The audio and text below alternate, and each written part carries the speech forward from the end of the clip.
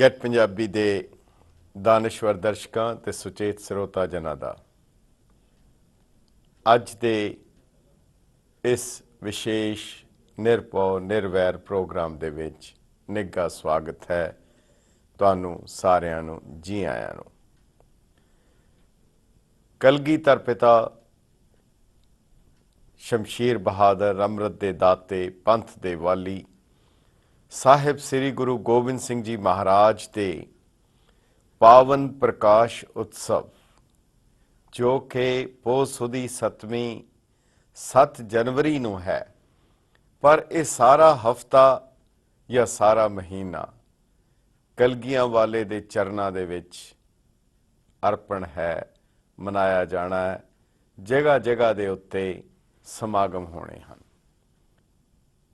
ਤਖਤ ਸ੍ਰੀ ਪਟਨਾ ਸਾਹਿਬ ਦੇ ਵਿੱਚ ਵਿਸ਼ੇਸ਼ ਸਮਾਗਮ ਪੋਹ ਸੁਦੀ 7ਵੀਂ ਵਾਲੇ ਦਿਨ 7 ਜਨਵਰੀ 2014 ਨੂੰ ਹੈ। ਨਵੇਂ ਸਾਲ ਦੀ ਆਰੰਭਤਾ, ਨਵੇਂ ਸਾਲ ਦੀ ਸ਼ੁਰੂਆਤ ਕਲਗੀਆਂ ਵਾਲੇ ਦੇ ਆਗਮਨ ਤੋਂ ਆਰੰਭ ਹੁੰਦੀ ਹੈ। ਆਪ ਸਭ ਨੂੰ ਇਸ ਪਾਵਨ ਪਵਿੱਤਰ ਪ੍ਰਕਾਸ਼ ਦਿਹਾੜੇ ਦੀ ਬਹੁਤ ਬਹੁਤ ਵਧਾਈ, ਲੱਖ ਲੱਖ ਵਧਾਈ। ਹਲੇ ਯਾਰਾਂ ਖੁਸ਼ਖਬਰੀ। ਕਲਗੀਧਰ ਪਿਤਾ ਸਾਹਿਬ ਸ੍ਰੀ ਗੁਰੂ ਗੋਬਿੰਦ ਸਿੰਘ ਜੀ ਮਹਾਰਾਜ ਦੇ ਜੀਵਨ ਦੇ ਬਾਰੇ ਗੱਲ ਕਰਨੀ ਬਹੁਤ ਔਖੀ ਹੈ। ਉਹਨਾਂ ਦੀ ਜ਼ਿੰਦਗੀ ਦੇ ਕਿਸੇ ਵੀ ਇੱਕ ਪੱਖ ਨੂੰ ਲੈ ਲਈਏ, ਸ਼ਾਇਦ ਉਹ ਬੇਅੰਤ ਹੈ, ਉਹ ਅਗਾਹ ਹੈ, ਉਹ ਅਥਾਹ ਹੈ। ਉਸ ਦੇ ਵਿੱਚ ਇਤਨੀ ਰਫ਼ਤਾਰ ਹੈ, ਇਤਨੀ ਤੇਜ਼ੀ ਹੈ ਕਿ ਉਸ ਨੂੰ ਉਸ ਦੇ ਨਾਲ ਤੁਰਿਆ ਨਹੀਂ ਜਾ ਸਕਦਾ। ਸਿਰਫ 42 ਸਾਲ ਦੀ ਸੰਸਾਰਕ ਆਯੂ, ਕੇਵਲ ਹਯਾਤੀ ਦੇ 42 ਸਾਲ ਸਾਹਿਬ ਸ੍ਰੀ ਗੁਰੂ ਗੋਬਿੰਦ ਸਿੰਘ ਜੀ ਮਹਾਰਾਜ ਦਾ ਇਸ ਮਾਤ ਲੋਕ ਦੇ ਵਿੱਚ ਆਣਾ ਔਰ ਉਸ ਅਕਾਲ ਪੁਰਖ ਦੇ ਹੁਕਮ ਦੇ ਨਾਲ ਆਣਾ, ਔਰ ਜਿਹੜਾ ਮਕਸਦ ਉਹ ਲੈ ਕੇ ਆਏ ਉਹ ਮਕਸਦ ਉਹਨਾਂ ਨੇ ਖੁਦ ਹੀ ਅੰਕਿਤ ਵੀ ਕਰ ਦਿੱਤਾ। ਉਹ ਮਕਸਦ ਕੇਵਲ ਇੱਕ ਸੀ, ਇੱਕ ਲਫ਼ਜ਼ ਕਹਾਉਣਾ ਸੀ, ਇੱਕ ਲਫ਼ਜ਼ ਦੁਹਰਾਉਣਾ ਸੀ, ਇੱਕ ਪ੍ਰਿੰਸੀਪਲ ਤੈਅ ਕਰਨਾ ਸੀ। ਉਹ ਕਿਹੜਾ ਸੀ? ਵਾਹਿਗੁਰੂ ਜੀ ਕਾ ਖਾਲਸਾ, ਵਾਹਿਗੁਰੂ ਜੀ ਕੀ ਫਤਿਹ। ਇਸ ਦੇ ਬਾਰੇ ਥੋੜ੍ਹੀ ਦੇਰ ਦੇ ਵਿੱਚ ਗੱਲ ਕਰਾਂਗੇ ਕਿ ਕਹਿਣ ਨੂੰ ਤਾਂ ਇਹ ਬੜਾ ਛੋਟਾ ਜਿਹਾ ਲਫ਼ਜ਼ ਹੈ, ਬਹੁਤ ਨਿੱਕਾ ਜਿਹਾ ਲਫ਼ਜ਼ ਹੈ, ਪਰ ਇਸ ਦੇ ਵਿੱਚ ਸਾਰੇ ਦਾ ਸਾਰਾ ਉਹ ਸਿਧਾਂਤ, ਉਹ ਫਿਲਾਸਫੀ ਜਿਹੜੀ ਸਾਹਿਬ ਸ੍ਰੀ ਗੁਰੂ ਨਾਨਕ ਦੇਵ ਜੀ ਮਹਾਰਾਜ ਨੇ ਆਰੰਭੀ, ਜਿਸ ਪੰਥ ਨੂੰ ਗੁਰੂ ਨਾਨਕ ਸਾਹਿਬ ਦੇ ਬਾਰੇ ਕਿਹਾ ਮਾਰਿਆ ਸਿੱਕਾ ਜਗਤ ਵਿੱਚ ਨਾਨਕ ਨਿਰਮਲ ਪੰਥ ਚਲਾਇਆ, ਉਸ ਪੰਥ ਦੀ ਪ੍ਰਚੁਰਤਾ ਲਈ, ਵਾਧੇ ਲਈ, ਉਸ ਨੂੰ ਇਸ ਸੰਸਾਰ ਦੇ ਉੱਤੇ ਚਲਾਉਣ ਲਈ ਗੁਰੂ ਗੋਬਿੰਦ ਸਿੰਘ ਸਾਹਿਬ ਦਾ ਆਗਮਨ ਹੋਇਆ।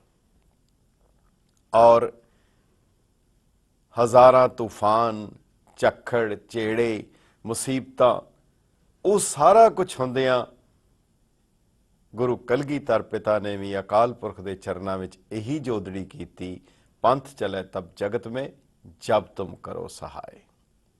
ਔਰ ਨਾਲ ਇਹ ਵੀ ਕਿਹਾ ਆਗਿਆ ਪਈ ਅਕਾਲ ਕੀ ਤਬੇ ਚਲਾਇਓ ਪੰਥ। ਇਹ ਜਿਹੜੇ ਦੋ ਅਸੂਲ ਦਿੱਤੇ, ਅੱਜ ਅਸੀਂ ਸਾਹਿਬ ਸ੍ਰੀ ਗੁਰੂ ਗੋਬਿੰਦ ਸਿੰਘ ਜੀ ਮਹਾਰਾਜ ਦੇ ਪਾਵਨ ਪ੍ਰਕਾਸ਼ ਦਿਵਸ ਦੇ ਉੱਤੇ ਨਵੇਂ ਸਾਲ ਦੀ ਸਭ ਨੂੰ ਵਧਾਈ ਦਿੰਦਿਆਂ ਹੋਇਆਂ, ਸਭ ਨਾਲ ਉਹ ਫਤਿਹ ਸਾਂਝੀ ਕਰਦਿਆਂ ਹੋਇਆਂ ਆਪ ਸਭ ਨੂੰ ਜੀ ਆਇਆਂ ਨੂੰ ਤੇ ਵਾਹਿਗੁਰੂ ਜੀ ਕਾ ਖਾਲਸਾ, ਵਾਹਿਗੁਰੂ ਜੀ ਕੀ ਫਤਿਹ। ਗੁਰੂ ਕਲਗੀਧਰ ਪਿਤਾ ਬਾਰੇ ਕਿਹਾ ਗਿਆ ਕਿ ਜੇ ਉਹਨਾਂ ਦੇ ਜੀਵਨ ਦੇ ਵਿੱਚੋਂ ਕੁਝ ਹਾਸਲ ਕਰਨਾ ਹੈ ਤਾਂ ਤੁਹਾਨੂੰ ਇੱਕ ਬਹੁਤ ਤੇਜ਼ ਰਫ਼ਤਾਰ ਘੋੜੇ ਦੇ ਨਾਲ ਤੁਹਾਨੂੰ ਦੌੜਨਾ ਪੈਣਾ ਹੈ। ਇਤਨੀ ਤੇਜ਼ੀ, ਇਤਨੀ ਰਫ਼ਤਾਰ ਹੈ।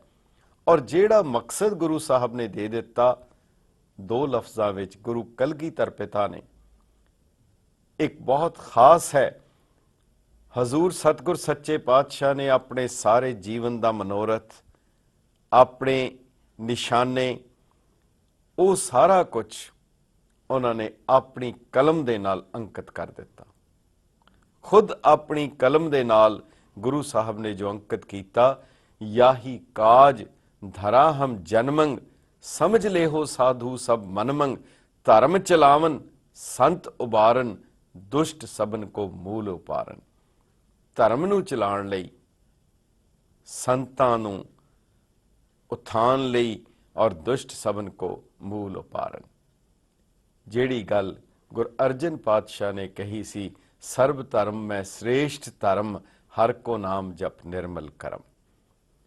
ਇਸ ਧਰਮ ਨੂੰ ਚਲਾਉਣ ਦੇ ਲਈ, ਔਰ ਇਸ ਧਰਮ ਦੇ ਵਿੱਚ ਕੋਈ ਵਿਤਕਰਾ ਨਹੀਂ ਹੈ, ਕੋਈ ਵਿਰੋਧ ਨਹੀਂ ਹੈ, ਕੋਈ ਬੇਗਾਨਾ ਨਹੀਂ ਹੈ।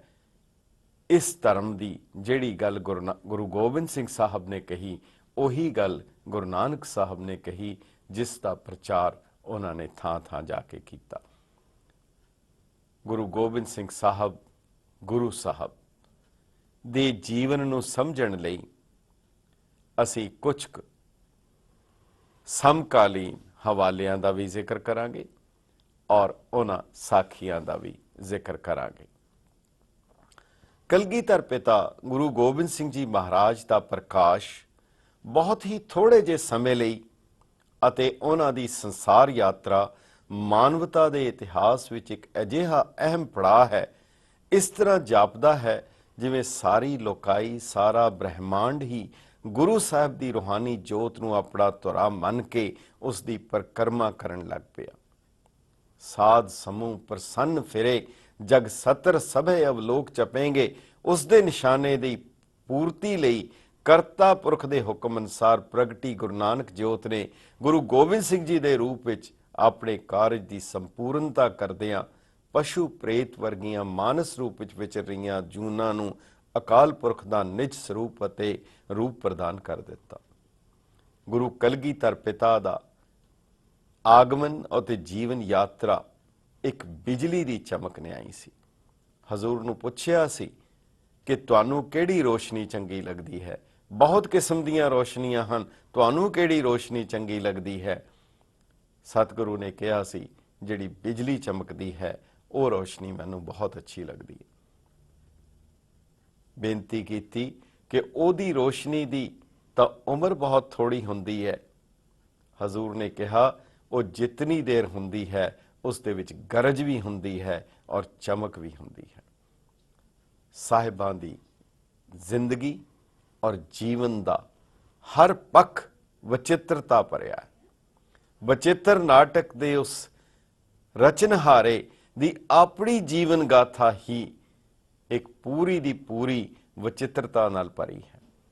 ਸਤਿਗੁਰੂ ਦੇ ਜੀਵਨ ਦੇ ਕਿਸੇ ਵੀ ਪੱਖ ਨੂੰ ਤੁਸੀਂ ਵੇਖ ਲਓ, ਜੀਵਨ ਦੇ ਕਿਸੇ ਵੀ ਪੱਖ ਨੂੰ ਛੋ ਲਓ, ਉਹਦੇ ਵਿੱਚ ਵਿਚਿੱਤਰਤਾ ਹੀ ਭਰੀ ਹੋਈ ਹੈ, ਉਸ ਦਾ ਕੋਈ ਸਾਨੀ ਨਹੀਂ ਹੈ।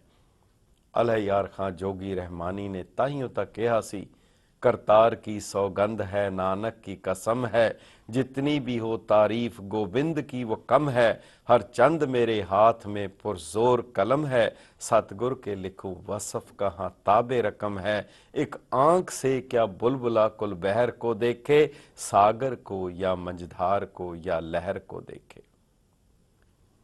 हजूर दा ਉਹਨਾਂ ਦੀ ਵਿਚਿੱਤਰ ਜ਼ਿੰਦਗੀ ਦੇ ਉਹਨਾਂ ਦੀ ਵਿਚਿੱਤਰਤਾ ਦੇ ਵਿੱਚੋਂ ਅਸੀਂ ਕੁਝ ਕੁ ਲਫ਼ਜ਼ ਵੀ ਦੇਖੀਏ, ਲੱਗਦਾ ਹੈ ਇੱਕ ਇੱਕ ਪੱਖ ਦੇ ਉੱਤੇ ਸ਼ਾਇਦ ਬਹੁਤ ਕੁਝ ਲਿਖਿਆ ਜਾ ਸਕਦਾ ਹੈ, ਬਹੁਤ ਕੁਝ ਕਿਹਾ ਜਾ ਸਕਦਾ ਹੈ, ਪਰ ਲਿਖਣ ਨਾਲੋਂ, ਬੋਲਣ ਨਾਲੋਂ, ਕਹਿਣ ਨਾਲੋਂ ਅਗਰ ਅਸੀਂ ਉਸ ਇੱਕ ਇੱਕ ਮੋਤੀ ਦਾ ਆਨੰਦ ਮਾਣ ਸਕੀਏ, ਉਸ ਵਿਚਿੱਤਰ ਮਾਲਾ ਦੀ अगर एक एक मणके ਨੂੰ महसूस कर ਸਕੀਏ ਤਾਂ शायद ਅਸੀਂ बहुत कुछ हासिल कर ਸਕਾਂਗੇ। ਉਹਨਾਂ ਦੀ ਵਿਚਿੱਤਰਤਾ ਦੇ ਕੁਝ ਅੰਗ, ਕੁਝ ਅੰਸ਼, ਕੁਝ ਮੋਤੀ ਉਹ ਤੁਹਾਡੇ ਨਾਲ ਸਾਂਝੇ ਕਰਨ ਨੂੰ ਚਿੱਤ ਕਰਦਾ ਹੈ। ਹਜ਼ੂਰ ਦਾ ਪ੍ਰਕਾਸ਼ ਹੁੰਦੇ ਸਾਰ ਪੀਰ ਭੀਖਣ ਸ਼ਾਹ ਦਾ ਪੱਛਮ ਦੀ ਬਜਾਏ ਪੂਰਬ ਵੱਲ ਸਜਦਾ ਕਰ ਦੇਣਾ, ਉੱਥੋਂ ਅੱਲਾ ਦਾ ਨੂਰ ਨਜ਼ਰ ਆਣਾ, ਉਹਨਾਂ ਦੀ ਛੱਬ ਰੱਬ ਦਾ ਸਰਗਣ ਸਰੂਪ, ਉਹਨਾਂ ਦੀ ਕਲਗੀ ਨੂਰਾਨੀ, ਉਹਨਾਂ ਦੀ ਕਿਰਪਾਨ ਸ੍ਰੀ ਸਾਹਿਬ, ਉਹਨਾਂ ਦਾ ਖੰਡਾ ਦੋਤਾਰਾ, ਉਹਨਾਂ ਦਾ ਝੰਡਾ ਨਿਸ਼ਾਨ ਸਾਹਿਬ, ਉਹਨਾਂ ਦਾ ਨਿਗਾਰਾ ਪਰਬਤਾਂ ਵਿੱਚ ਗੂੰਜ ਪੈਦਾ ਕਰਨ ਵਾਲਾ ਰਣਜੀਤ ਨਗਾਰਾ, ਉਹਨਾਂ ਦਾ ਜੈਕਾਰਾ ਸਤਿ ਸ੍ਰੀ ਅਕਾਲ, ਉਹਨਾਂ ਦਾ ਖਾਲਸਾ ਅਬਿਨਾਸ਼ੀ, ਉਹਨਾਂ ਦੀ ਗੂੰਜ ਦੇਗ ਤੇਗ ਫਤਿਹ, ਉਹਨਾਂ ਦੇ ਪੀਰ ਅਸਤਰ ਸ਼ਸਤਰ, ਉਹਨਾਂ ਦੀ ਮੋਹਰ ਕੇਸ, ਉਹਨਾਂ ਦਾ ਕੀਰਤਨੀ ਸਾਜ਼ ਤਾਊਸ, ਉਹਨਾਂ ਦਾ ਘੋੜਾ ਨੀਲਾ, ਉਹਨਾਂ ਦਾ ਹਾਥੀ ਪ੍ਰਸਾਦੀ, ਉਹਨਾਂ ਦਾ ਬਾਜ਼ ਚਿੱਟਾ, ਉਹਨਾਂ ਦਾ ਤੀਰ ਸੋਨੇ ਦੀ ਚੁੰਨ ਜੜਤ, ਉਹਨਾਂ ਦੀ ਕਲਮ ਲੋਹ ਕਲਮ, ਉਹਨਾਂ ਦੀ ਖੜਗ ਸਰਬਲੋ ਦੀ ਭਗੌਤੀ, ਉਹਨਾਂ ਦਾ ਦਾਨ ਸਰਬੰਸ ਦਾਨ, ਉਹਨਾਂ ਦੇ ਆਸ਼ਕ ਪਰਿਵਾਰ ਵਾਰਨ ਵਾਲੇ ਪੀਰ ਬੁੱਧੂ ਸ਼ਾਹ ਤੇ ਨਬੀ ਖਾਂ ਗਨੀ ਖਾਂ ਵਰਗੇ, ਉਹਨਾਂ ਦੇ ਯੋਧੇ ਭਾਈ ਬਚਿੱਤਰ ਸਿੰਘ ਵਰਗੇ, ਉਹਨਾਂ ਦੇ ਸੰਗਰਾਮ ਧਰਮ ਯੁੱਧ, ਉਹਨਾਂ ਦਾ ਚਾਅ ਸ਼ਸਤਰਨ ਸਿਓ ਜੂਝ ਮਰਨ ਦੀ ਲਾਲਸਾ, ਉਹਨਾਂ ਵੱਲੋਂ ਮੋੜੀ ਹੋਈ ਭਾਜੀ ਭਾਈ ਕਨਈਆ, ਉਹਨਾਂ ਦੇ ਪੰਜ ਪਿਆਰੇ ਸਿਰ ਧਰ ਤਲੀ ਤੇ ਰੱਖ ਕੇ ਪ੍ਰੀਤਮ ਦੀ ਗਲੀ ਤੇ ਟੁਰਨ ਵਾਲੇ, ਉਹਨਾਂ ਦੇ ਮੁਕਤੇ ਆਪਣੇ ਲਹੂ ਨਾਲ ਬੇਦਾਵਾ ਪੜਵਾਉਣ ਵਾਲੇ, ਉਹਨਾਂ ਦਾ ਸਿੱਖ ਦੇ ਬਿਰਧ ਬਾਣੇ ਦੀ ਪੈਜ, ਸਿੱਖ ਅਤੇ ਬਦਕਾਰੀ ਵਿਚਕਾਰ ਚੱਟਾਨ ਵਾਂਗ ਖੜ ਜਾਣਾ, ਉਹਨਾਂ ਦਾ ਬਿਖੜੇ ਸਮੇਂ ਦੀ ਸਦਾ ਮਿੱਤਰ ਪਿਆਰੇ ਨੂੰ ਹਾਲ ਮੁਰੀਦਾਂ ਦਾ ਕਹਿਣਾ। ਇਸ ਦੀ ਗੂੰਜ ਉਹਨਾਂ ਦਾ ਸ਼ੁਕਰਾਨਾ ਚਾਰੋਂ ਸਾਹਿਬਜ਼ਾਦੇ ਸ਼ਹੀਦ ਕਰਵਾ ਕੇ ਕਹਿਣਾ, ਇਨ ਪੁੱਤਰਨ ਕੇ ਸੀਸ ਪੇ ਵਾਰ ਦੀਏ ਸਤਚਾਰ। ਉਹਨਾਂ ਦੀ ਕੁਰਬਾਨੀ ਦੀ ਇੰਤਹਾ, ਪਿਤਾ ਦੇ ਕੇਵਲ ਸੀਸ ਦਾ ਸੰਸਕਾਰ, ਵੱਡੇ ਸਾਹਿਬਜ਼ਾਦਿਆਂ ਦੇ ਕੇਵਲ ਸਰੀਰਾਂ ਦੇ ਦਰਸ਼ਨ ਅਤੇ ਛੋਟੇ ਸਾਹਿਬਜ਼ਾਦਿਆਂ ਦੀ ਸ਼ਹਾਦਤ ਦਾ ਸਿਰਫ ਸੁਨੇਹਾ ਪ੍ਰਾਪਤ ਹੋਣਾ। ਉਹਨਾਂ ਦਾ ਸਰਬੰਸ ਪਰਿਵਾਰ ਲੇਖੇ ਲਾਣ ਦੇ ਬਾਅਦ ਅਕਾਲ ਪੁਰਖ ਨੂੰ ਮੁਖਾਤਬ ਕਰਨਾ, ਕਮਾਲੇ ਕਰਾਮਾਤ ਕਾਇਮ ਕਰੀਮ ਰਜ਼ਾ ਬਖਸ਼ ਰਾਜ਼ਕ ਰਿਹਾਕੁਨ ਰਹੀਮ। ਉਹਨਾਂ ਦਾ ਨਿਸ਼ਾਨਾ ਜਾਂ ਮੰਜ਼ਿਲ ਮਕਸੂਦ ਧਰਮ ਚਲਾਵਨ ਸੰਤ ਉਬਾਰਨ, ਦੁਸ਼ਟ ਸਭਨ ਕੋ ਮੂਲ ਉਪਾਰਨ। ਉਹਨਾਂ ਦਾ ਜ਼ਫਰਨਾਮਾ ਵਾਹਿਗੁਰੂ ਜੀ ਕੀ ਫਤਿਹ ਦਾ ਐਲਾਨਨਾਮਾ, ਉਹਨਾਂ ਦਾ ਰੱਬ ਨੂੰ ਅਦੁੱਤੀ ਅਰਜ਼ਨਾਮਾ ਬੇਨਤੀ ਚੌਪਈ।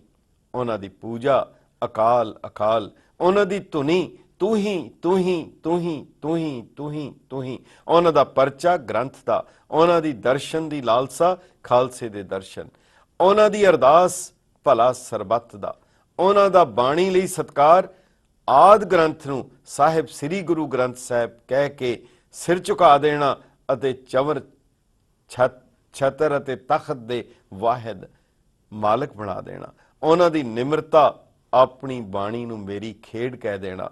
ਉਹਨਾਂ ਦੀ ਸਭ ਤੋਂ ਵੱਡੀ ਕਿਰਤ ਖਾਲਸੇ ਨੂੰ ਵਾਹਿਗੁਰੂ ਜੀ ਕਾ ਖਾਲਸਾ ਬਣਾ ਦੇਣਾ। ਉਹਨਾਂ ਦੀ ਜੁਗਤੀ ਦੇਗ ਤੇਗ ਫਤਿਹ, ਉਹਨਾਂ ਦੇ ਦਰਬਾਰ ਦੇ ਸ਼ਿੰਗਾਰ ਕਵੀ ਗੁਣੀ ਗਿਆਨੀ ਅਤੇ ਵਿਦਵਾਨ, ਉਹਨਾਂ ਦੀ ਬਖਸ਼ਿਸ਼ ਬਾਣਾ ਤੇ ਬਾਣੀ, ਉਹਨਾਂ ਦੇ ਹੁਕਮ ਰਹਿਤ ਦੀ ਪਰਪੱਕਤਾ, ਉਹਨਾਂ ਦੀ ਬਰਕਤ ਪੰਜ ਕਕਾਰ, ਉਹਨਾਂ ਦੀ ਤਾੜਨਾ ਚਾਰ ਕੁਰੈਤਾਂ, ਉਹਨਾਂ ਦਾ ਐਲਾਨ ਏਕ ਬਿਨਾ ਮਨ ਨੈਕ ਨਿਆਨੇ, ਉਹਨਾਂ ਦਾ ਵਾਰਸ ਅਤੇ ਵਿਰਾਸਤ ਸਤਿ ਸ੍ਰੀ ਅਕਾਲ ਪੁਰਖ ਜੀ ਕਾ ਖਾਲਸਾ। ਉਹਨਾਂ ਦੀ ਆਤਮਾ ਗੁਰੂ ਗ੍ਰੰਥ ਵਿੱਚ, ਉਹਨਾਂ ਦਾ ਸਰੀਰ ਗੁਰੂ ਪੰਥ ਵਿੱਚ। ਉਹ ਮਾਲਕ ਦੋਹਾਂ ਜਹਾਨਾਂ ਦਾ, ਸਭ ਵਚਿੱਤਰਮਈ ਸਭ ਵਚਿੱਤਰਮਈ ਸਭ ਵਚਿੱਤਰਤਾ ਭਰਪੂਰ ਐਸੋ ਕੌਣ ਬਲੀ ਰੇ। ਐਸੇ ਗੁਰਦੇਵ ਬਾਰੇ ਇਹੋ ਹੀ ਕਿਹਾ ਫਬਦਾ ਹੈ, ਸੁਪਨ ਚਰਿੱਤਰ ਚਿੱਤਰ ਬਾਨਕ ਬਨੇ ਪਚਿੱਤਰ ਪਾਵਨ ਪਵਿੱਤਰ ਮਿੱਤਰ। आज मेरे आए हैं, आज मेरे आए हैं, आज मेरे आए हैं। लोड़ है एक वक्फे दी।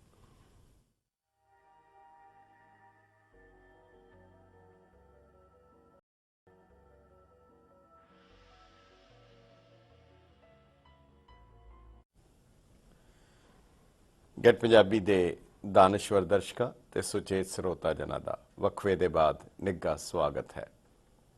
ਸਾਹਿਬੇ ਕਮਾਲ ਸਾਹਿਬ ਸ੍ਰੀ ਗੁਰੂ ਗੋਬਿੰਦ ਸਿੰਘ ਜੀ ਮਹਾਰਾਜ, ਜਿਨ੍ਹਾਂ ਦਾ ਨਾਮ ਲੈਂਦਿਆਂ ਹੀ ਸਰੀਰ ਦੇ ਵਿੱਚ ਚਰਨਾਹਟ ਛਿੜ ਪੈਂਦੀ ਹੈ। ਪੰਥ ਦੇ ਵਾਲੀ, ਜਿਨ੍ਹਾਂ ਦਾ ਮਕਸਦ ਵਾਹਿਗੁਰੂ ਜੀ ਕਾ ਖਾਲਸਾ ਵਾਹਿਗੁਰੂ ਜੀ ਕੀ ਫਤਿਹ ਦਾ ਐਲਾਨਨਾਮਾ ਸੀ। ਉਸ ਦੇ ਬਾਰੇ ਥੋੜੀ ਜਿਹੀ ਵਕਫੇ 'ਚ ਅਸੀਂ ਗੱਲਬਾਤ ਕਰਾਂਗੇ।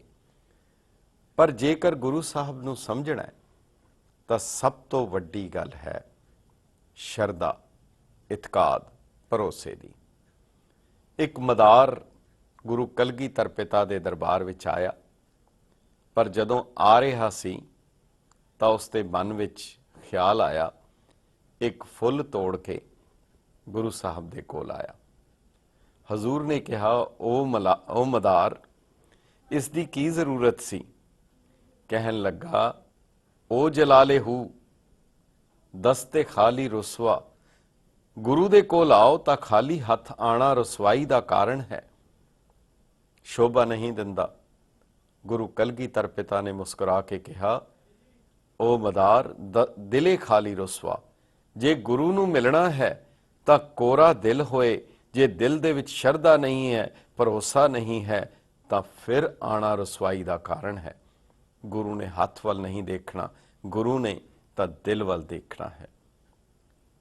ਜਿਹੜੀ ਵਸਤ ਦਾ ਮਾਲਕ ਉਹ ਆਪ ਹੈ, ਉਹੀ ਵਸਤ ਉਸ ਤੋਂ ਮੰਗ ਕੇ ਫਿਰ ਉਸ ਦੇ ਅੱਗੇ ਭੇਟਾ ਕਰਨੀ, ਇਹ ਕਾਹਦੀ ਵਡਿਆਈ ਹੈ। ਗੁਰੂ ਸਾਹਿਬ ਨੇ ਜੋ ਕੁਝ ਸਾਨੂੰ ਦਿੱਤਾ, ਬਹੁਤ ਹੀ ਸਪਸ਼ਟ ਲਫ਼ਜ਼ਾਂ ਦੇ ਵਿੱਚ, ਕੋਈ ਭਿੰਨਤਾ ਨਹੀਂ ਹੈ, ਕੋਈ ਫਰਕ ਨਹੀਂ ਹੈ, ਇੱਕੋ ਹੀ ਮਾਲਾ ਹੈ, ਇੱਕੋ ਹੀ ਮਣਕੇ ਹਨ, ਉਹੀ ਜੋਤ ਹੈ। ਹਮੂ ਗੁਰੂ ਗੋਬਿੰਦ ਸਿੰਘ, ਹਮੂ ਨਾਨਕ ਕਸਤ, ਹਮੂ ਰਤਨ ਜੋਹਰ, ਹਮੂ ਮਾਣਕ ਕਸਤ। ਪਰ ਗੁਰੂ ਸਾਹਿਬ ਦਾ ਪਟਨਾ ਸਾਹਿਬ ਦੀ ਪਾਵਨ ਧਰਤੀ ਦੇ ਉੱਤੇ ਪੋਹ ਸੁਦੀ 7ਵੀਂ ਨੂੰ ਪ੍ਰਕਾਸ਼ ਹੋਣਾ, ਔਰ ਉੱਥੇ ਥੋੜੇ ਜਿਹੇ ਸਮੇਂ ਦੇ ਵਿੱਚ ਉਹਨਾਂ ਦੇ ਕੌਤਕ ਕਰਨੇ, ਅਸੀਂ ਉਸ ਦੇ ਉੱਤੇ ਥੋੜੇ ਸਮੇਂ ਬਾਅਦ ਥੋੜਾ ਜਿਹਾ ਵਿਚਾਰਾਂਗੇ ਕਿ ਉਹ ਮਕਸਦ ਕਿਹੜਾ ਸੀ, ਉਹ ਕਿਹੜਾ ਨਿਸ਼ਾਨਾ ਸੀ। ਜਿਹੜੀ ਪਾਵਨ ਧਰਤੀ ਪਟਨਾ ਸਾਹਿਬ ਦੀ, ਜਿਸ ਪਾਵਨ ਧਰਤੀ ਦੇ ਉੱਤੇ, ਬਹੁਤ ਪੁਰਾਤਨ ਧਰਤੀ ਹੈ, ਇਸੇ ਧਰਤੀ ਦੇ ਉੱਤੇ ਮਹਾਤਮਾ ਬੁੱਧ ਨੇ ਆਪਣੇ ਕੇਸ ਔਰ ਕਿਰਪਾਨ ਛੱਡ ਕੇ ਸੰਨਿਆਸ ਲੈ ਲਿਆ ਸੀ। ਉਸੇ ਧਰਤੀ ਤੋਂ ਗੁਰੂ ਗੋਬਿੰਦ ਸਿੰਘ ਸਾਹਿਬ ਨੇ ਨਿੱਕੇ ਨਿੱਕੇ ਹਾਣੀਆਂ ਨੂੰ ਨਾਲ ਲੈ ਕੇ, ਉਹਨਾਂ ਨੇ ਛੋਟੀਆਂ ਛੋਟੀਆਂ ਕਿਰਪਾਨਾਂ ਔਰ ਸ਼ਸਤਰ ਔਰ ਅਸਤਰ ਸਜਾ ਕੇ ਉਹਨਾਂ ਦੀਆਂ ਢਾਣੀਆਂ ਬੰਨੀਆਂ, ਉਹਨਾਂ ਨੂੰ ਸ਼ਸਤਰ ਵਿਦਿਆ ਦਿੱਤੀ। ਆਉਣ ਵਾਲੇ ਸਮੇਂ ਦੇ ਵਿੱਚ ਬਹੁਤ ਕੁਝ ਉੱਥੇ ਕੀਤਾ। ਗੁਰੂ ਕਲਗੀਧਰ ਪਿਤਾ ਨੇ ਸਭ ਤੋਂ ਵੱਡੀ ਗਵਾਹੀ ਆਤਮ ਕਥਾ ਹੁੰਦੀ ਹੈ, ਜਿਹੜੀ ਗੁਰੂ ਗੋਬਿੰਦ ਸਿੰਘ ਸਾਹਿਬ ਨੇ ਖੁਦ ਲਿਖੀ, ਔਰ ਉਸ ਦੀ ਆਰੰਭਤਾ ਕਰਦਿਆਂ ਕੋਈ ਭੁਲੇਖਾ ਨਾ ਰਵੇ, ਇਹ ਕੋਈ ਪੰਥ ਨਵਾਂ ਨਹੀਂ ਹੈ, ਇਹ ਕੋਈ ਵੱਖਰਾ ਨਹੀਂ ਹੈ, ਬਲਕਿ ਉਹੀ ਪੰਥ ਸਾਹਿਬ ਸ੍ਰੀ ਗੁਰੂ ਨਾਨਕ ਦੇਵ ਜੀ ਮਹਾਰਾਜ ਦਾ ਆਰੰਭ ਹੈ, ਜਿਸ ਦੇ ਬਾਰੇ ਕਿਹਾ, ਮਾਰਿਆ ਸਿੱਕਾ ਜਗਤ ਵਿੱਚ ਨਾਨਕ ਨਿਰਮਲ ਪੰਥ ਚਲਾਇਆ। ਉਸੇ ਪੰਥ ਨੂੰ ਜਿਸ ਨੂੰ ਗੁਰੂ ਨਾਨਕ ਸਾਹਿਬ ਨੇ ਆਰੰਭ ਕੀਤਾ, ਬਾਕੀ 9 ਗੁਰੂ ਸਾਹਿਬਾਨ ਨੇ ਉਸ ਇਮਾਰਤ ਦੇ ਵਿੱਚ ਆਪਣਾ ਯੋਗਦਾਨ ਪਾਇਆ। ਗੁਰੂ ਗੋਬਿੰਦ ਸਿੰਘ ਸਾਹਿਬ ਨੇ ਉਸ ਨੂੰ ਮੁਕੰਮਲਤਾ ਬਖਸ਼ੀ, ਸੰਪੂਰਨਤਾ ਬਖਸ਼ੀ।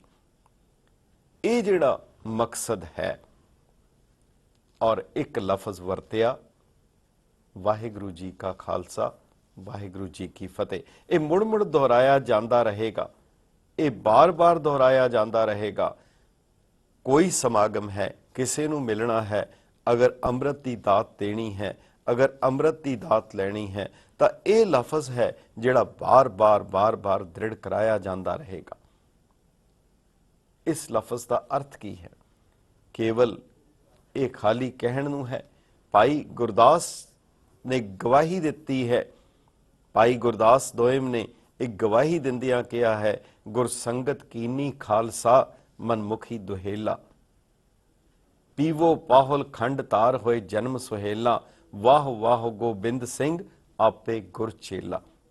ਗੁਰਸੰਗਤ ਕੀਨੀ ਖਾਲਸਾ, ਗੁਰੂ ਨਾਨਕ ਸਾਹਿਬ ਨੇ ਉਹ ਜਿਹੜਾ ਪੰਥ ਦੀ ਰਚਨਾ ਕੀਤੀ, ਜਿਹੜੇ ਪੰਥ ਦੀ ਆਰੰਭਤਾ ਕੀਤੀ, ਉਸ ਪੰਥ ਦੇ ਲਈ ਗੁਰੂ ਸਾਹਿਬ ਨੇ ਥਾਂ ਥਾਂ ਜਾ ਕੇ ਸੰਗਤਾਂ ਸਥਾਪਿਤ ਕੀਤੀਆਂ, ਵੱਖ-ਵੱਖ ਥਾਵਾਂ ਦੇ ਉੱਤੇ ਸੰਗਤਾਂ ਬਣਾਈਆਂ, ਛੋਟੀ ਸੰਗਤ, ਬੜੀ ਸੰਗਤ, ਮੈਣੀ ਸੰਗਤ, ਕੱਚੀ ਸੰਗਤ, ਪੱਕੀ ਸੰਗਤ, ਸਾਰੇ ਭਾਰਤ ਵਿੱਚ ਔਰ ਦੂਰ ਦੁਰਾਡੇ ਗੁਰੂ ਸਾਹਿਬ ਨੇ ਦੂਰ ਦੇਸ਼ਾਂ ਵਿੱਚ ਵੀ ਸੰਗਤਾਂ ਬਣਾਈਆਂ। ਗੁਰੂ ਅਮਰਦਾਸ ਜੀ ਨੇ ਉਹਨਾਂ ਸੰਗਤਾਂ ਨੂੰ ਕੇਂਦਰ ਦੇ ਨਾਲ, ਤੁਰੇ ਨਾਲ ਜੋੜਨ ਲਈ ਮਸਨਦ ਦੇ ਉੱਤੇ ਮਸੰਦ ਵੀ ਥਾਪੇ। ਗੁਰੂ ਗੋਬਿੰਦ ਸਿੰਘ ਸਾਹਿਬ ਨੇ ਇਸ ਸੰਗਤ ਨੂੰ ਵਾਹਿਗੁਰੂ ਦਾ ਖਾਲਸਾ ਬਣਾ ਦਿੱਤਾ। ਖਾਲਸਾ ਲਫ਼ਜ਼ ਕਾਨੂੰਨ ਦਾ ਲਫ਼ਜ਼ ਹੈ। ਉਹ ਸਰਕਾਰੀ ਜ਼ਮੀਨ ਜਿਹੜੀ ਸਿੱਧੀ ਬਾਦਸ਼ਾਹ ਦੇ ਅਧੀਨ ਹੁੰਦੀ ਹੈ, ਜਿਸ ਵਿੱਚ ਕੋਈ ਵਿਚੋਲਾ ਨਹੀਂ ਹੁੰਦਾ।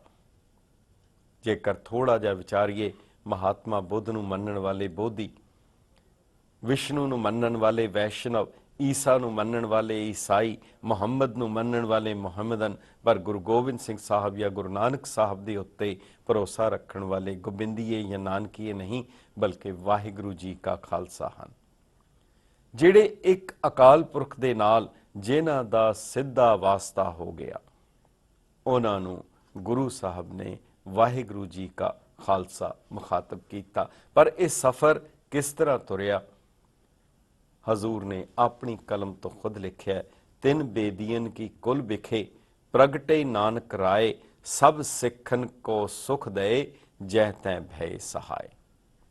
ਗੁਰੂ ਨਾਨਕ ਸਾਹਿਬ ਨੇ ਇਸ ਸੰਸਾਰ ਦੇ ਵਿੱਚ ਜਦੋਂ ਪ੍ਰਗਟ ਹੋਏ ਤਾਂ ਤਿੰਨ ਇਹ ਕਲਮੋ ਧਰਮ ਚਲਾਇਓ, ਸਭ ਸਾਧਨ ਕੋ ਰਾਹ ਬਤਾਇਓ। ਇਹ ਜਿਹੜਾ ਮਾਰਗ ਸੀ, ਇਹ ਗੁਰੂ ਨਾਨਕ ਸਾਹਿਬ ਨੇ ਆਰੰਭਿਆ, ਔਰ ਅੱਗੇ ਜਾ ਕੇ 10 ਪਾਤਸ਼ਾਹੀਆਂ ਕਿਹੜੀਆਂ ਹਨ, ਉਹਨਾਂ ਦਾ ਜ਼ਿਕਰ ਗੁਰੂ ਗੋਬਿੰਦ ਸਿੰਘ ਸਾਹਿਬ ਨੇ ਖੁਦ ਆਪਣੀ ਕਲਮ ਤੋਂ ਕੀਤਾ, ਕੋਈ ਭੁਲੇਖਾ ਨਾ ਰਹਿ ਜਾਏ। ਨਾਨਕ ਅੰਗਦ ਕੋ ਬਪਤਰਾ, ਧਰਮ ਪਰਚੁਰ ਇਹ ਜਗ ਮੋ ਕਰਾ, ਅਮਰਦਾਸ ਪੁਨ ਨਾਮ ਕਹਾਇਓ, ਜਨ ਦੀਪਕ ਤੇ ਦੀਪ ਜਗਾਇਓ, ਜਬ ਬਰਦਾਨ ਸਮੇਂ वो आवा, रामदास तब गुरु कहावा, ते बरदान पुरातन दिया, अमरदास सुर पर मग लिया, श्री नानक अंगद करमाना, अमरदास अंगद पहचाना, अमरदास रामदास कहायो, साधन लखा मूड़ नहीं पायो। ਇਹ ਸਾਧੂ ਬਿਰਤੀ ਵਾਲੇ ਸਮਝ ਸਕਦੇ ਹੈ ਇਹ ਜੋਤ ਕਿੱਦਾਂ ਤਬਦੀਲ ਹੋਈ। ਔਰ ਗੁਰੂ ਸਾਹਿਬ ਕਹਿੰਦੇ ਹੈ, ਪਿੰਨ ਪਿੰਨ ਸਭ ਹੂੰ ਕਰ ਜਾਨਾ, ਏਕ ਰੂਪ ਕਿਨਹੂ ਪਹਿਚਾਨਾ, ਜਿਨ ਜਾਨਾ ਤਿਨ ਹੀ ਸਿੱਧ ਪਾਈ, ਬਿਨ ਸਮਝੇ ਸਿਧਾਤ ਨਾ ਆਈ। ਜੇਕਰ ਗੁਰੂ ਨਾਨਕ ਸਾਹਿਬ ਔਰ ਗੁਰੂ ਗੋਬਿੰਦ ਸਿੰਘ ਸਾਹਿਬ ਦੇ ਵਿੱਚ ਅੰਤਰ ਸਮਝੇਗਾ, ਜੇ ਗੁਰੂ ਗੋਬਿੰਦ ਸਿੰਘ ਸਾਹਿਬ ਦੇ ਵਿੱਚੋਂ ਗੁਰੂ ਨਾਨਕ ਸਾਹਿਬ ਦੇ ਦਰਸ਼ਨ ਨਹੀਂ ਹੋਣਗੇ, ਤਾਂ ਹਜ਼ੂਰ ਖੁਦ ਕਹਿ ਰਹੇ ਹਨ, ਬਿਨ ਸਮਝੇ ਸਿਧ ਹਾਥ ਨ ਆਈ। रामदास हर सो मिल गए, गुरता देत अर्जने भय, जब अर्जन प्रभ लोक सिधाए, हर गोबिंद ते ठां ठहराए, हर गोबिंद प्रभ लोक सिधारे, हरि राय ते ठां बैठारे, हरि कृष्ण तिनके सुत भय, तिनते तेग बहादुर भय, तिलक जंजूर आखा प्रभ तांका, कीनो बड़ो कलू में साका। साधन हेत इति जिन करी, सीस दिया पर सीना उछरी, धर्म हेत साका जिन किया, ਸੀਸ ਦਿਆ ਪਰ ਸਿਰ ਨ ਦਿਆ। ਇਹ 10 ਪਾਤਸ਼ਾਹੀਆਂ ਦਾ ਜ਼ਿਕਰ ਗੁਰੂ ਸਾਹਿਬ ਨੇ 2 ਥਾਂ ਦੇ ਉੱਤੇ ਕੀਤਾ, ਇੱਕ ਆਤਮ ਕਥਾ ਦੇ ਵਿੱਚ ਔਰ ਇੱਕ ਵਾਰ ਸ੍ਰੀ ਭਗਉਤੀ ਜੀ ਵਿੱਚ। 9 ਪਾਤਸ਼ਾਹੀਆਂ ਦਾ ਜ਼ਿਕਰ ਗੁਰੂ ਸਾਹਿਬ ਦੀ ਆਪਣੀ ਕਲਮ ਤੋਂ ਹੈ। ਔਰ ਫਿਰ ਜਦੋਂ ਸਤਿਗੁਰ ਸੱਚੇ ਪਾਤਸ਼ਾਹ ਆਪਣੀ ਗੱਲ ਕਰਦੇ ਹਨ ਤਾਂ ਫਿਰ ਆਪਣੇ ਬਾਰੇ ਦੱਸਦੇ ਹਨ ਕਿ ਅਬ ਮੈਂ ਆਪਣੀ ਕਥਾ ਬਖਾਨੋ। अपनी कथा गुरु साहब ने खुद कीती है कि तप साधत जय बिद मोहे आनो, मैं तप कर रहा सी, तपस्या कीती। कई दफा असी अगर सिद्धांत नूं ना समझिए, तप करना, जप करना, बिल्कुल जेकर अकाल पुरख दा जप है, गल डायमेंशनस चेंज हो गईयां, वो डायरैक्शनस चेंज हो गईयां। जे जप और तप केवल एक अकाल पुरख दा है, जिस दे बारे कहा, गुरु नानक साहब बारे भी हुक्म होया, भारी करी तपस्या बड़े भाग हरस्यों बन आई। जेड़ी तपस्या भारी तपस्या गुरु नानक साहब ने की, ओही भारी तपस्या तय हम अधिक तपस्या साधी। भारी तपस्या और अधिक तपस्या दे विच कोई फर्क नहीं है। एक वक्फे दे बाद मुड़ हाज़र।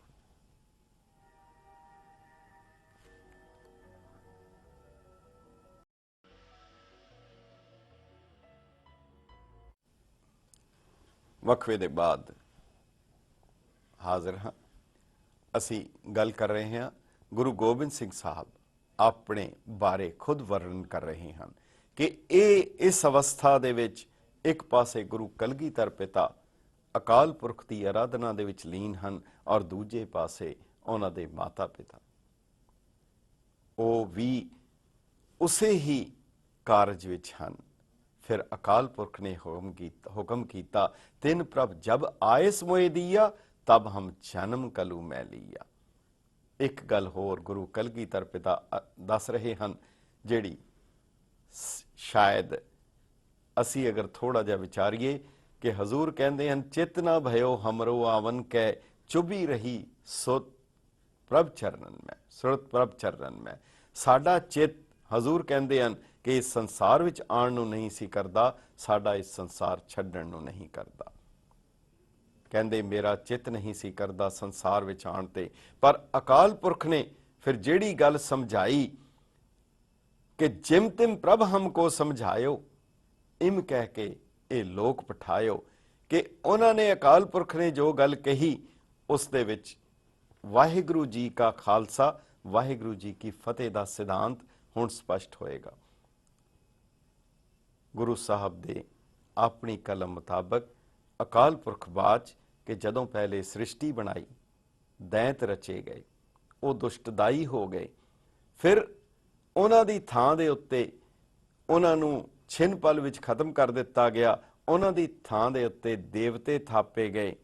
पर जितने भी संसार विच आए, हर किसी ने अपने ही नाम नूं जपाया, अपने आप नूं पार ब्रह्म किया, अपने आप नूं वाहिगुरु किया, अपने अपने नाम दा जाप कराया। वाहिद गुरु नानक साहब दा ये मार्ग सी, जिथे केवल एक अकाल पुरख की आराधना का जिक्र किया गया। स्तुति और उस्तत दो लफज हैं, बाकी जितने भी आए महापुरुष हैं उन्हां दी उस्तत जरूर की गई, पर स्तुति जिहड़ी है वो केवल एक अकाल पुरख की की गई। पूजन योग हस्ती, वाहिद हस्ती अकाल पुरख है। सो जिस तरीके नाल जिक्र किया, बाकी सारे मजहबां दे ਜਿਹੜੇ ਉਹਨਾਂ ਦੇ ਫਾਊਂਡਰਸ ਹਨ, ਜਿਨ੍ਹਾਂ ਦੇ ਉਹਨਾਂ ਨੂੰ ਸਥਾਪਿਤ ਕੀਤਾ, ਉਹਨਾਂ ਦੇ ਨਾਂ ਨਾਲ ਯਾਦ ਕੀਤਾ ਜਾਂਦਾ ਹੈ। पर गुरु गोबिंद सिंह साहब ने वाहिगुरु जी का खालसा और वाहिगुरु का जाप जपाया। हजूर ने खुद किया, जब पहले हम सृष्ट बनाई, दैंत रचे दुष्ट दुख धाई, ते भुज बल बवरे होए गए, पूजत परम पुरख रह गए, ते हम तमक तनक मोह खापे, तिनकी ठौर देवता थापे, ते भी बल पूजा और झाए, आपन ही परमेश्वर कहाए, महादेव अच्युत कहायो, बिसन आप ही को ठहरायो, ब्रह्मा आप पार ब्रह्म बखाना, प्रभ को प्रभ ना किन्हू जाना। हजूर कहते हैं, जिन जिन तनक सिद्ध को पायो, तिन तिन अपना राह चलायो, परमेश्वर ना किन्हू पहचाना, मम उचारते भय दीवाना, तप साधत हर मोहे बुलायो, इम कह के ए लोक पठायो, कि मैं अपना सुतोहे निवाजा, पंथ पर चुर करबे को साजा, जहां तहां तै धर्म चलाए, कबुद्ध करन ते लोक हटाए, ठाड़ भयो मैं जोर कर, बचन कहा सिर न्याय, पंथ चले तब जगत में, जब तुम करो सहाय, ए कारण प्रभ मोहे पठायो, तब मैं जगत जन्म धरे आयो, जिम तिन कही तिमें तिन कहे हों, और किसू ते बैर ना गए हों। इत्थों दी फितरत साडी मानसिकता दा पता सी। हजूर कहते हैं, जो हमको परमेश्वर उचरे हैं, ते सब नरक कुंड में परे हैं, मोको दास तवन का जानो, या मैं भेद नरंच पछानो, मैं हूं परम पुरख को दासा, देखन आयो जगत तमासा, जो प्रभ जगत कहा सो कहे हों, मृत लोक ते मौन न रहे हों। और कितने स्पष्ट लफ्जां दे विच हजूर अपने उस आशे नूं, अपने सिद्धांत नूं स्पष्ट करते हैं कि कोई किसी किस्म का भुलेखा नहीं रखते। वो कहते हैं, मैं किसी की गल नहीं सुनागा, जो अकाल पुरख ने कहा उही करांगा, मैं केवल एक अकाल पुरख का सिमरन करांगा, साबत सूरत जिस तरह उसने भेजिया है बिल्कुल उसे रूप दे विच रहांगा। हजूर ने कहा, कहो प्रभु सुपाख हो, किसू न कान राख हो, किसू न पेख बीज हो, अलेख बीज बीज हो, पखाण पूज हो नहीं, न पेख बीज हो कहीं, अनंत नाम गाए हों, परम पुरख पाए हों, जटा न शीस धारे हों, न मुंद्र का सुधार हो, न कान काहू की धरो, कहो प्रभु सो मैं करो। ये ਸਾਰੇ ਦਾ ਸਾਰਾ ਗੁਰੂ ਸਾਹਿਬ ਨੇ ਇਤਨੇ ਸਪਸ਼ਟ ਲਫ਼ਜ਼ਾਂ ਦੇ ਵਿੱਚ ਜਿਹੜੇ ਆਦੇਸ਼ ਦੇ ਦਿੱਤੇ, ਔਰ ਨਾਲ ਫਿਰ ਇੱਕ ਗੱਲ ਹੋਰ ਕਹੀ, ਮੈਂ ਕਿਸੇ ਕਿਸਮ ਦੇ ਕੋਈ ਵੀ ਪਖੰਡ ਕਰਮ ਹਨ ਉਹ ਨਹੀਂ ਕਰਾਂਗਾ। ਨਾ ਜਟਾ ਮੂੰਡ ਧਾਰੋਂ ਨਾ ਮੁੰਦਰ ਕਾ ਸਵਾਰੋਂ, ਜਪੋ ਤਾਸ ਨਾਮੰ ਸਭੇ ਸਰੇ ਸਰਬ ਕਾਮੰ, ਨਾ ਨੈਨੰਗ ਮਿਚਾऊं ਨਾ ਡਿੰਭੰਗ ਦਿਖਾऊं, ਨਾ ਕੋ ਕਰਮੰ ਕਮਾऊं ਨਾ ਪੇਖੀ ਕਹਾऊं। ਮੈਂ ਇੱਥੇ ਆ ਕੇ ਅੱਖਾਂ ਨਹੀਂ ਮਟਕਾਵਾਂਗਾ, ਮੈਂ ਕੋਈ ਡਿੰਬ ਕਰਮ ਨਹੀਂ ਕਰਾਂਗਾ। ਔਰ ਇਸ ਪੰਥ ਦੀ ਗੱਲ ਜਿਹੜੀ ਕੀਤੀ, ਗੁਰੂ ਸਾਹਿਬ ਦਾ ਸਮਕਾਲੀਨ ਕਵੀ ਕੰਕਣ ਕਵੀ ਜਦੋਂ ਇਸ ਗੱਲ ਦਾ ਜ਼ਿਕਰ ਕਰਦਾ ਹੈ ਕਿ ਕਿਸ ਤਰੀਕੇ ਦੇ ਨਾਲ ਗੁਰੂ ਸਾਹਿਬ ਨੇ ਇਸ ਪੰਥ ਦੀ ਰਚਨਾ ਕੀਤੀ, ਉਹਨਾਂ ਦੇ ਬਾਰੇ ਉਹ ਜ਼ਿਕਰ ਕਰਦਾ ਹੈ, ਕੀਨਾ ਉਦਮ ਪੰਥ ਕਾ ਪੰਚ ਸਿੰਘ ਮੰਗਵਾਏ, ਪਾਹਲ ਗੁਰ ਇਨਕੋ ਦਈ ਸਿਰ ਪਰ ਕੇਸ ਰਖਾਏ। ਜਿਹੜੇ ਹਜ਼ੂਰ ਨੇ ਬਚਨ ਕੀਤੇ। ਔਰ ਇੱਕ ਗੱਲ ਬਹੁਤ ਕਮਾਲ ਦੀ ਉਹ ਲਿਖਦਾ ਹੈ ਕੰਕਣ, ਕਹਿੰਦਾ ਹੈ ਗੁਰੂ ਸਾਹਿਬ ਨੂੰ, ਗੁਰੂ ਗੋਬਿੰਦ ਸਿੰਘ ਸਾਹਿਬ ਨੂੰ ਉਹ ਜ਼ਿਕਰ ਕਰਦਿਆਂ ਹੋਇਆਂ ਉਹ ਕਹਿੰਦਾ ਹੈ, ਹਜ਼ੂਰ ਨੇ ਕਿਹਾ, ਤੁਮ ਮੇਰੇ ਮੈਂ ਤੁਮਰਾ ਹੁਆ, ਤੁਮਰਾ ਹਮਰਾ ਗੁਰੂ ਨਾ ਦੂਆ। ਮੇਰਾ ਔਰ ਤੁਹਾਡਾ, ਮੈਂ ਅੱਜ ਤੋਂ ਬਾਅਦ ਤੁਹਾਡਾ ਹਾਂ, ਤੁਸੀਂ ਮੇਰੇ ਹੋ, ਸਾਡੇ ਦੋਨਾਂ ਦਾ ਗੁਰੂ ਸਿਰਫ ਇੱਕ ਅਕਾਲ ਪੁਰਖ ਹੈ, ਕੋਈ ਵੱਖਰਾ ਨਹੀਂ ਹੈ। ਔਰ ਇੱਕ ਨਾਲ ਇਹਨਾਂ ਕਰਮ ਕਾਂਡਾਂ ਦੇ ਬਾਰੇ ਜੋ ਗੁਰੂ ਸਾਹਿਬ ਨੇ ਕਿਹਾ, ਕੱਲ ਮੈਂ ਹੋਏ ਪਖੰਡ ਅਨੇਕਾ। ਕਲਯੁਗ ਦੇ ਵਿੱਚ ਬੜੇ ਪਖੰਡ ਹੋਣਗੇ, ਕਈ ਕਿਸਮ ਦੇ ਪਖੰਡ ਹੋਣਗੇ, ਔਰ ਉਹਦੇ ਵਿੱਚ ਹਜ਼ੂਰ ਨੇ ਕਿਹਾ ਜਿਹੜੇ ਤੁਸੀਂ ਕਿਸੇ ਦੇ ਧਿਆਨ ਨਹੀਂ ਦੇਣਾ। ਕੱਲ ਮੈਂ ਹੋਏ ਪਖੰਡ ਅਨੇਕਾ, ਜੋ ਮਮ ਸਿੱਖ ਨ ਮਾਨੇ ਏਕਾ। ਕਈ ਕਿਸਮ ਦੇ ਤੁਹਾਨੂੰ ਲਾਲਚ ਵੀ ਦਿੱਤੇ ਜਾਣਗੇ, ਭੁਲੇਖੇ ਵੀ ਪਾਏ ਜਾਣਗੇ, ਪਰ ਏਕ ਬਿਨਾ ਮਨ ਨੈਕ ਨਾ ਆਨੇ। ਇੱਕ ਨੂੰ ਛੱਡ ਕੇ ਕਿਸੇ ਹੋਰ ਨੂੰ, ਕਿਸੇ ਹੋਰ ਦਾ ਧਿਆਨ ਵੀ ਨਹੀਂ ਰੱਖਣਾ। ਇੱਕ ਵਕਫੇ ਦੇ ਬਾਅਦ ਮੁੜ ਹਾਜ਼ਰ ਹੋਣਾ।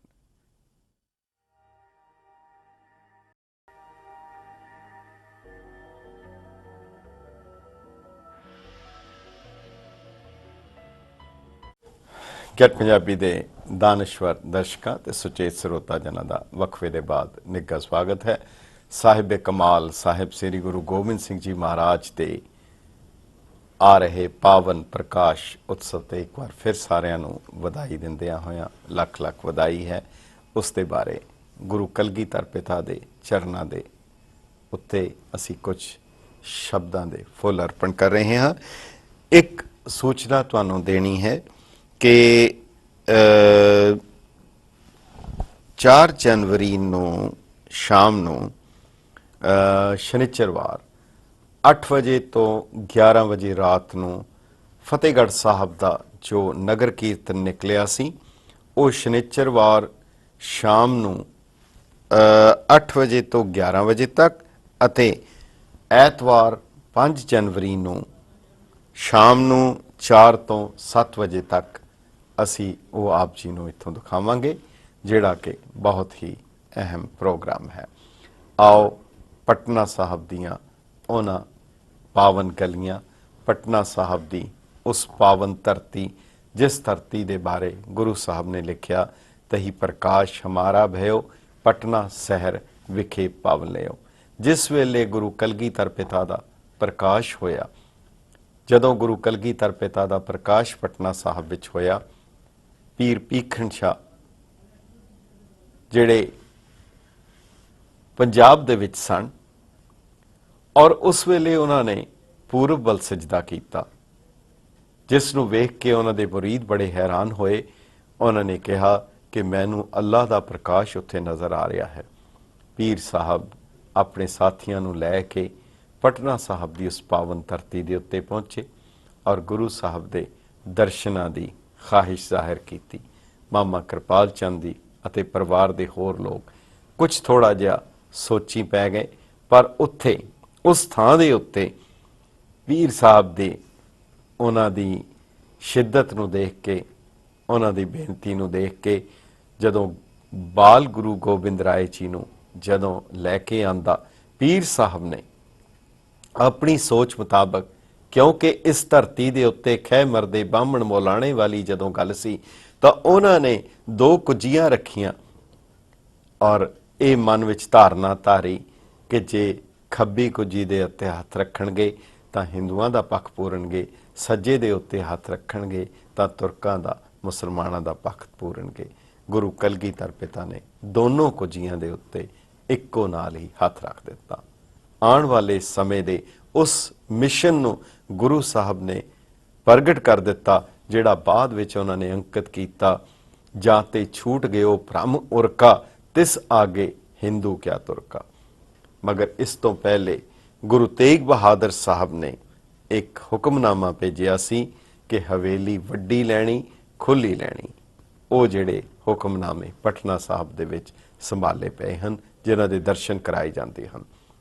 ਗੁਰੂ ਗੋਬਿੰਦ ਸਿੰਘ ਸਾਹਿਬ ਦੇ ਉਸ ਬਾਲ ਕਾਲ ਦੇ ਵਿੱਚ ਉਹ ਮਾਤਾ ਜੀ ਦਾ ਖੂਹ, ਜਿੱਥੇ ਪਾਣੀ ਭਰਨ ਆਇਆ ਕਰਦੀਆਂ ਸਨ ਬੀਬੀਆਂ, ਗੁਰੂ ਸਾਹਿਬ ਬੱਚਿਆਂ ਨੂੰ ਲੈ ਕੇ ਤੀਰ ਅਭਿਆਸ ਅਤੇ ਹੋਰ ਨਿਸ਼ਾਨੇਬਾਜ਼ੀ ਕੀਤਾ ਕਰਦੇ ਸਨ।